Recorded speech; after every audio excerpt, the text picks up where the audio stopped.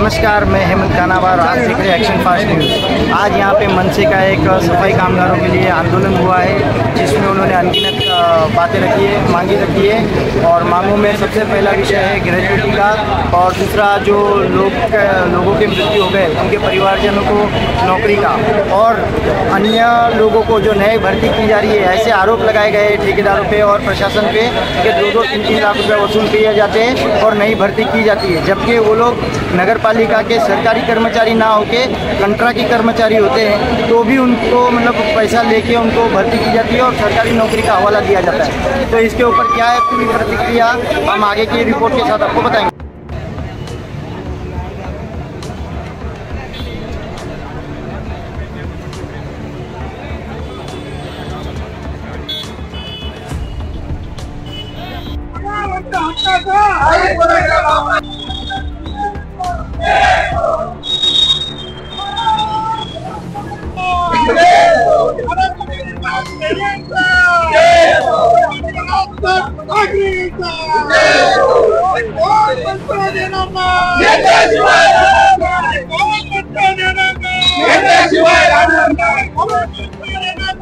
आज तुम्ही मगाशी एक प्रश्न विचारला की ते 2-2 लाख, हो 2-2 लाख रुपये घेऊन ग्लोबल असेल, कोणार्क असेल किंवा इतर ज्या संघटना, ज्या कंपन्या आहेत, ते 2-2 लाख रुपये घेऊन कामगारावर, जुन्या कामगारावर अन्याय करून याच्यावर भरती केली जाते। जुने कामगार आजही घरी बसलेले। मी आयुक्त साहेबांना सांगतो की तुम्ही आलात त्यावेळेला महाराष्ट्र नवनिर्माण सेनेने सांगितलेलं की एक माणसाचे 2 लाख रुपये घेतले जातात, त्याची चौकशी करा, जे जे ठेकेदार असं करतायत त्यांच्यावर गुन्हे दाखल केला, परंतु आजपर्यंत झालं नाही। पण आता आम्ही महाराष्ट्र नवनिर्माण सेना हे खपवून घेणार नाही, कारण की हे ठेकेदार आहेत, हे माजलेले आहेत आणि यांना आशीर्वाद हे अधिकारीच देत आहेत। यामध्ये जुने अधिकारी जे आहेत, वरती 4थ्या माळ्यावर बसलेत, 1ल्या माळ्यावर बसलेत, 3ऱ्या माळ्यावर बसलेत, हे अधिकारी त्यांना पाठीशी घालतात आणि त्यांना पाठीशी घालून हेही त्याच्यामध्ये पैसे कमवते, हा महाराष्ट्र नवनिर्माण सेनेचा आरोप आहे। ज्या अधिकाऱ्यांवरती तुम्ही आरोप करता, अशा अधिकाऱ्यांवरती बडतर्फ करायची कारवाई तुम्ही करायला मागणी करता? कसं आहे, बडतर्फ करणार नाही। तुम्हाला माहित नसेल तर सांगतो, या राज्याच्या मुख्यमंत्र्यांपर्यंत यांचे हप्ते आणि लागेबंद आहेत।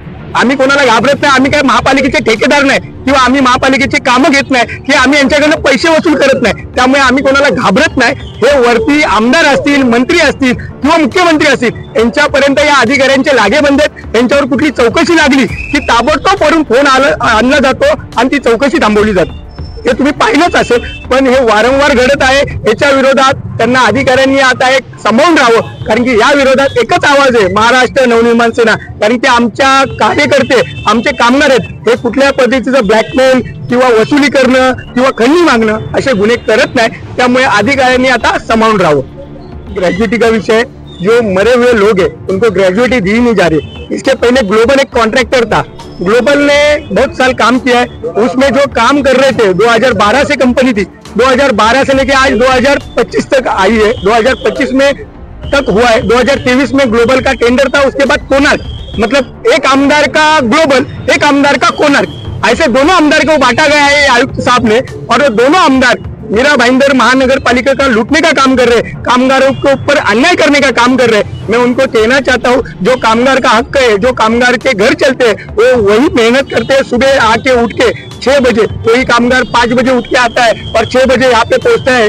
और मेहनत करके साफ सफाई करके तभी मीरा भाईंदर महानगर पालिका का पहला नंबर आता है। पहला नंबर आने के बाद कामगार के पीछे जो गाड़ी घूम रही थी आयुक्त के साहब के साथ, उसमें आमदार थे, मंत्री थे, इनको हक नहीं है घूमने का, लेकिन फिर भी घूम रहे थे क्योंकि ये क्रेडिट लेने का प्रयत्न कर रहे थे। लेकिन आज कामगार के ऊपर अन्याय हो रहा है। 10 तारीख के पहले पगार देने का GR निकला है, लेकिन आज तक सफाई कामगार हो, तुम्हारे इतर अग्निशामक जो कामगार है, उनको 3-3 महीने का पगार दिया नहीं जाता है। मतलब इतनी बुरी हालत महानगर पालिका के जो भी ठेकेदार है उनके और जो अधिकारी है उनकी मिली जुली सरकार है। उनका बिल निकलने का कारण है कि हम तुमको नीचे से पैसा देंगे, तुम हमारा चेक निकालो, यही काम चल रहा है। इसके ऊपर आप उपाय क्या बताएंगे?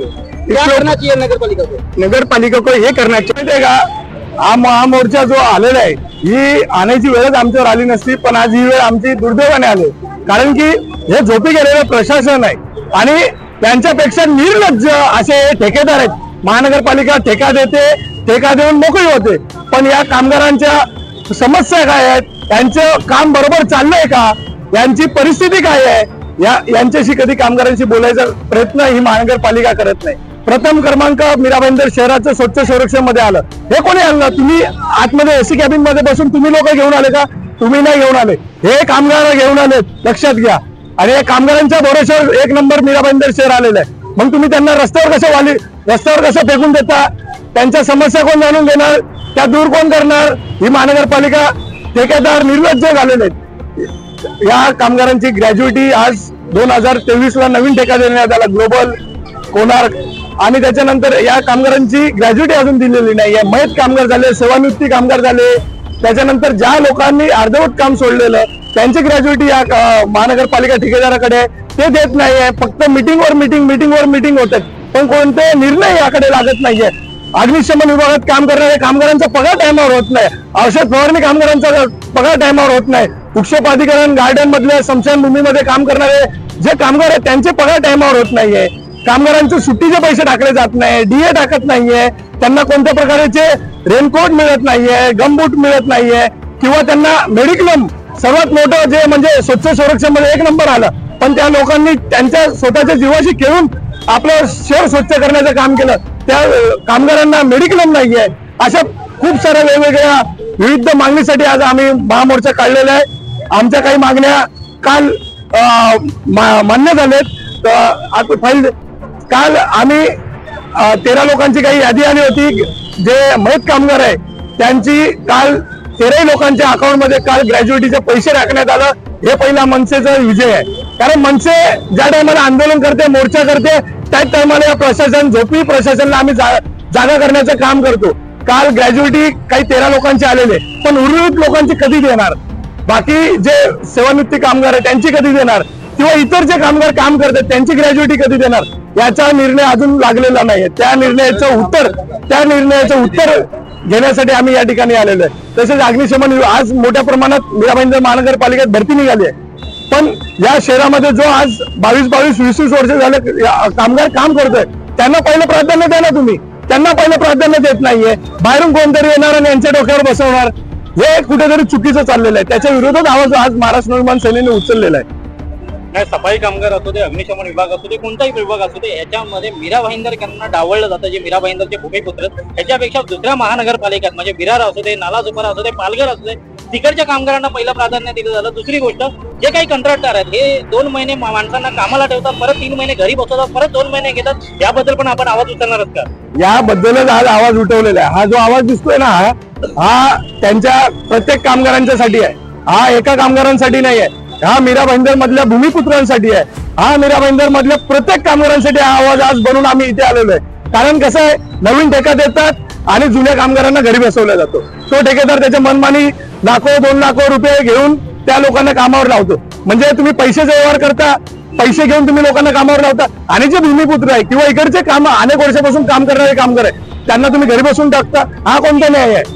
एक महाराष्ट्र नवनिर्माण सेना हे तुमचं कधीच सहन करणार नाही, म्हणून आज आम्ही महामोर्चा घेऊन या महानगरपालिकेवर आलेलो। एका विषयाला हात टाकलात की 2 लाख रुपये घेऊन यांना कामावर लावलं जातं, असे कोणते ठेकेदार याच्यावरती कारवाई फौजदारी गुन्हा का नाही दाखवतो? आम्ही वारंवार मागणी करतोय की या सर्व ठेकेदारांवर कारवाई झाली पाहिजे। औषध फवारणी ठेकेदार असतील, सफाई कामगार असतील, किंवा विविध स्मशानमध्ये काम करणारे असतील, वृक्षपाधिकरण गार्डनमध्ये काम करणारे लोक असतील, ते अशा प्रकारे जे व्यवहार करतात, म्हणून जुन्या कामगारांना अजून घरी बसवलेले आहेत। अजून 100-200 कामगार असे की वेगवेगळ्या विभागामध्ये काम करतात, पण त्यांना नवीन ठेका दिल्यानंतर त्यांना घरी बसवलं, हे कुठेतरी अन्याय। स्वच्छ संरक्षण मध्ये जे पहिले नंबर मिळवून देणारे कामगार आहे त्यांच्यावर अन्याय ही महानगरपालिका आणि निर्लज्ज ठेकेदार करत आहेत।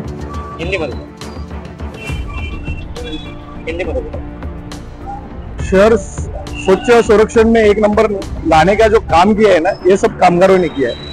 सफाई कामगार, वृक्षपाधिकरण, गार्डन, स्मशान भूमि, एसटीपी, अग्निशमन विभाग, ये सब अलग अलग डिपार्टमेंट के जो कामगार है ना, ये सब काम करते, तब जाके स्वच्छ संरक्षण में 1 नंबर अपना मीरा भाईंदर आए। एसी कैबिन में बैठ के स्वच्छ संरक्षण 1 नंबर में नहीं आते। और इनका जो प्रलंबित विषय है, जो इनकी ग्रेजुएटी है, पगार है, डीए का पैसा है, जो इनका छुट्टी का पैसा मिलना चाहिए, इनका जो सैलरी है, अपने कमिश्नर साहब है उन्होंने एक आदेश निकाला है, वो आदेश का यहाँ पे कुछ ये लोग पालन नहीं कर रहे, ठेकेदार लोग। 10 तारीख के अंदर पगार होना चाहिए कामगारों का, मगर वो कुछ भी इस तरह का पालन ये महानगर पालिका के जो ठेकेदार है वो कर रहे नहीं। निर्लज्ज ठेकेदार है, उनको ये सोए हुए उनको जगाने का काम महाराष्ट्र निर्माण सेना आज कर रही है। अगर ये सारी सुविधाएं और कामगारों को नहीं मिलती है तो उनका दिल कैसे निकलता है? देखो कैसे ये सब मिली भगत है, एक दूसरे के कंधे पे हाथ डालो और साथ में चलो, हम भी तुम्हारे और तुम भी हमारे, ये सब साथ में है, इसके लिए इनके बिल निकल रहे। नहीं तो कामगार के हाथे में दे दो, कामगार का पूरा कामगार का साइन सिग्नेचर लो और बोलो हमारा 90% काम हुआ, 100% काम हुआ, और सब सिग्नेचर कामगार का सिग्नेचर दिखाओ और उसके बाद बिल पास करो, तो ये बिल जिंदगी भर इनका पास नहीं होगा, क्योंकि कामगार का हक जो है वो कामगार बरोबर दिला के रहेंगे उनको। क्या कहोगे मनपा प्रशासन से? ये सोई हुई प्रशासन है, उनको जगाने के लिए आज आए हैं, नहीं जगेंगे तो कैबिन का पूरा चारों इधर कांचे है, बाहर से दरवाजे कांच के है, वो फिर किस तरह से फोड़ने का मनसे क्या रहती है ये आने वाले वक्त इनको दिखेगा। मला सचिन जी एक गोष्ट तुम्ही सांगा,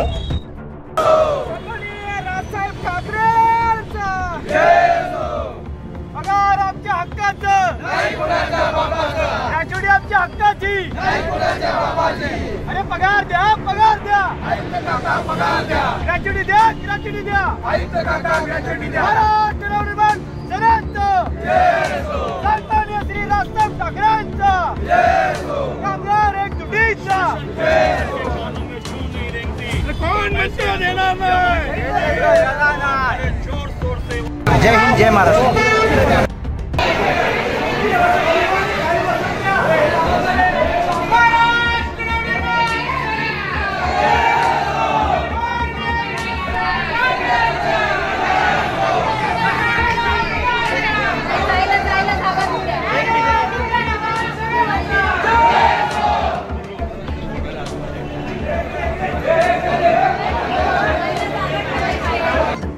साहेब, आम्ही तुम्हाला नेहमी सहकार्य करत असतो, पण तुमच्याकडनं कुठलं सहकार्य मिळत नाही। तुम्ही पोलीस बांधवांना सांगितलं, ऐका ना साहेब ऐका ना, आता याच्यामध्ये 5 विभाग होते, 5 विभागचे 5 आमचे पदाधिकारी 6 जण आहे, 11 जणांचा आम्ही, ऐका ना, ह्याच्या फक्त तुम्ही का, आता मी वाईट नाही बोलत साहेब, कसं आहे भारतीय जनता पार्टीला वेगळा नाही, शिवसेनेला प्रताप सरनाईकांना वेगळा नाही, आणि मनसेला का वेगळा नाही देता साहेब तुम्ही? तर ह्याच्या अगोदरचे मी व्हिडिओ फोटोज देतो, श्रमजीवी संघटना जी आहे ती तुमच्या केबिनमध्ये 100 जणांना घेऊन बसते, त्यांचं शिष्टमंडळ तुम्हाला चालतं, आणि मनसेचं 5च का पाहिजे हो साहेब? आणि कुठल्या GR मध्ये तुमच्याकडे कुठला GR लेखी आहे का की व्हिडिओ शूटिंग काढायची नाही, फोटो काढायचे नाही?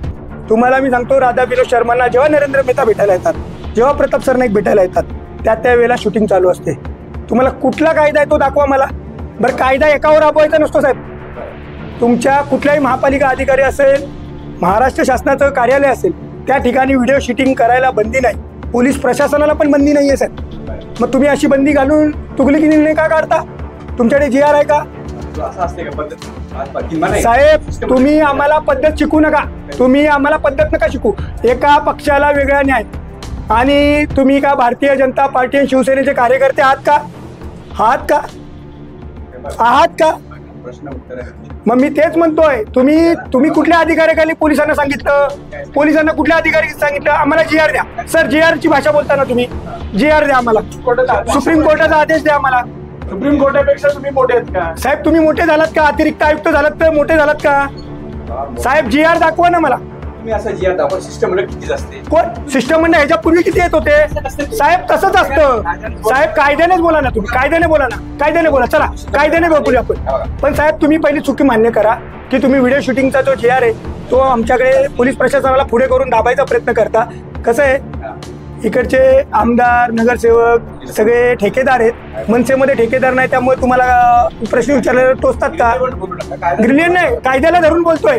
आम्हाला प्रश्न विचारायचा संविधानाने हक्क दिलाय साहेब, आम्हाला उपोषण करायला दिलंय, आंदोलन करायचा हक्क दिलाय, पण तुम्ही जर तेढीच देत असाल तर ते व्यवस्थित करा। ह्याच्यानंतर असे फालतू प्रश्न आम्हाला विचारू नका की जेणेकरून तुमच्यावर प्रश्न उपस्थित करू आम्ही। सर, सफाई कामगारांचा पहिला विषय ग्रॅज्युएटी हा सर्वात महत्वाचा विषय।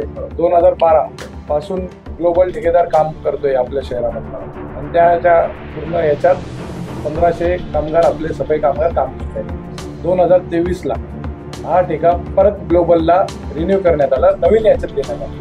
मग आता कामगारांना जी 4-5-6 प्रभाग समिती कोणार्क मध्ये जी काम करते त्यांची ग्रॅज्युएटी, त्याच्यानंतर 1-2-3 ग्लोबल ठेकेदार हा तोच आहे का 2023ला 2012ला काम करतो तोच ठेकेदार आहे का? 2023लाही तोच आहे. पण तसं आम्हाला नियुक्तीपत्र लागतं, नियुक्तीपत्र जे आम्ही मागतो तशा नियुक्तीपत्रावर आम्हाला ती डेट टाकून द्या 2012ची. 1/7/2012 नियुक्तीपत्र देतात सर, देतात सर. मग आम्हाला एक काम करा, आमचे सर्व कामगार पूर्ण कंटिन्यू झाले मग एक लिहून द्या आम्हाला, त्या ग्लोबलने लिहून द्यावं प्रत्येक कामगारांच्या नावाने सरसगट की तुम्ही 2012 पासून तर आज 2025 पर्यंत तुम्ही तुमचं काम चालू आहे. कंटिन्यू आहे त्याला काढत आपण नाही सर, पण नक्कीच करतात नाही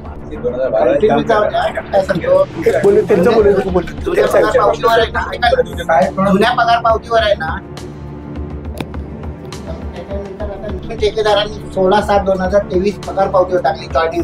याचा अर्थ आम्ही नवीनच झालो ना. नाही बघा, एका ब्रेक झाला दुसरा ब्रेक घेतला त्याच्यामुळे त्याने दिलं असेल तसं. पण कर्मचारी कोणाला काढले का साहेब? पण जे कोणार्क मध्ये आता लागले त्यांचं ती ग्रॅज्युएटी द्यावीच लागेल त्यांना. 1500 लोक. ऐका ना साहेब, कोणार्क मध्ये नवी टेक आहे ना. ऐका ना साहेब, माझं एका प्रश्नाचं उत्तर द्या, मी तुमचं ऐकतो. ग्लोबल मध्ये 2012ला कामाला होते, 2023ला कोणार्कला दिला. जे कोणार्क मध्ये आमचे कामगार आहेत मग त्यांना ग्रॅज्युएटी मिळाली पाहिजे की नाही हे पहिलं उत्तर द्या. कंपनी ब्रेक झाली ना सर, कंपनी ब्रेक झाली त्यामुळे कसं होतंय कंपनीची बंधनकारक आहे. कोणी का असो त्याला ग्रॅज्युएट पात्र झाला, तो रिटायर झाला त्याला महानगरपालिका देणार, भले कोणी कंपनी महापालिका देणार. नवीन ठेकेदारांनी डायरेक्ट हातवरती डायरेक्ट केलेलं आहे 16. साहेब पण त्याची नोंद उद्या तुम्ही काही दिवसांनी तुम्ही रिटायर व्हाल, रिटायर झाल्यानंतर ते ठेका कंटिन्यू चालत राहणार आहे. कारण की हा मोठ्या लोकांचा ठेका आहे, मोठ्या लोकांचा ठेका असल्यामुळे अधिकारी चेंज होतील. पण जर त्याच्यातली डेट जर तीच पकडली त्या अधिकाऱ्यांनी तर इतर कामगारांवर अन्याय होणार की नाही. 1500 कामगार आहेत आमचे. मग आमचं एक म्हणणं ऐका ना साहेब, आमची मागणी आहे की जे ग्लोबलमध्ये होते आणि ते आता जे कोणार्कमध्ये आहेत त्या कोणार्कवाल्यांची जी ग्रॅज्युएटी बाकी आहे जुनी ती त्यांना वितरित करण्यात यावी, ही पहिली मागणी आमची.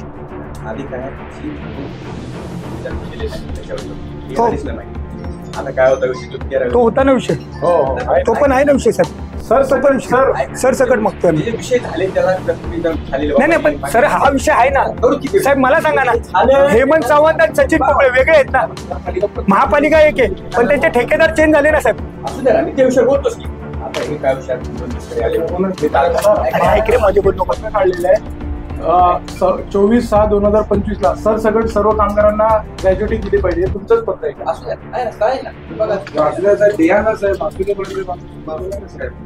उद्या ग्रॅज्युएट संपूर्ण जाते का नाही, पण जुनी ग्रॅज्युएटी दिलीच पाहिजे ना साहेब. कर्मचारी कामावर 60 वर्ष कामगार झाल्यानंतर त्याची ग्रॅज्युएट दिलं असते. ग्रॅज्युएट काय वाचता करा किती वर्षांनी भेटते कारण बघा कार्यरत झाल्यानंतर ऐका सेवानिवृत्त कामगार झाले 2-3 वर्ष झाले कामावर काम करत असलेला ग्रॅज्युएट मिळत नाही. जो उद्या कामाला येत नाही त्याची ग्रॅज्युएट 5 वर्ष कंप्लीट झाली त्यापासून त्याला ग्रॅज्युएट देतो. हा विषय आहे. उगाच ग्रॅज्युएट सर आम्हाला त्या पत्रामध्ये नमूद करून द्या मग की जो जुना ठेकेदार होता ग्लोबल आणि ते कोणार्क मध्ये गेला त्यांची कंटिन्यू ग्रॅज्युएटी होईल. कारण की त्यांचं जॉईनिंग डेट बघितली तुम्ही तर ती चुकीची टाकतात. मग आम्हाला ती डेट चुकीची डेट टाकून द्या आम्हाला. महानगरपालिका त्याच्यावर काम करू नाही. मग तुम्ही आम्हाला पत्रामध्ये तसा उल्लेख करून तसं पत्र देऊन द्या की जी 2 वर्ष झाले थांब ना, तो पुढचा विषय तुम्ही तो साहेब. आता हा विषय झाला, या विषयामध्ये एकतर तुम्ही डेट टाकून द्या याची पेरिसची. आणि दुसरी गोष्ट जे ग्लोबलमध्ये होते आणि जे कोणार्कमध्ये येतात आता त्या लोकांना टू बी कंटिन्यू करण्यात येईल आणि त्यांची ग्रॅज्युएटी कंटिन्यू राहील असं आम्हाला एक लेखी पत्र द्यावं. त्यामध्ये दुसरा विषय सांगताना त्यावेळी तुम्ही ठेकेदाराला 2 ठेकेदार आहेत ना आजच पत्र काढा आणि खाली रेफरन्सला आम्हाला द्या. हा संपला विषय पहिला. म्हणजे आम्हाला लेखी मिळालं ना, उद्या तुम्ही अधिकारी चेंज झालात रिटायर झालात तर ते आमच्याकडे एक पुरावा असेल भविष्यातला. सर आज बोलायला पाहिजे ठीक आहे, आम्हाला आमची उत्तर तुम्ही करून द्या. आताच पाहिजे असं नाही. नाही, ठीक आहे ना. विषय ऐका सर, तुम्हाला ऐका ना, साहेब वायफाय बोलून काय विषय आहे सर, तुम्हाला विषय पहिला पडला तो.